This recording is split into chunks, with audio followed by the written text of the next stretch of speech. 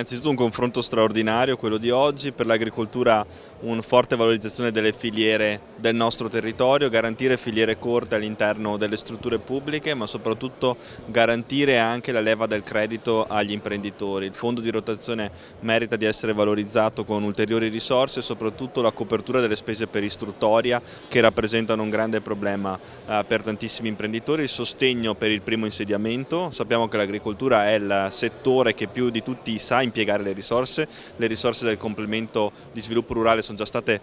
quasi tutte impiegate e quindi rappresenta il fatto che questo asset è un motore straordinario per questo territorio, valorizzare gli imprenditori, garantire loro una copertura assicurativa e soprattutto la valorizzazione delle loro attività significa contribuire a 7,7 miliardi di produzione nazionale, a oltre 10 miliardi di produzione agroalimentare, all'export del nostro territorio che è assolutamente fondamentale e ha vocazione agricola, quindi non possiamo che agevolare questa realtà e soprattutto essere al fianco degli agricoltori.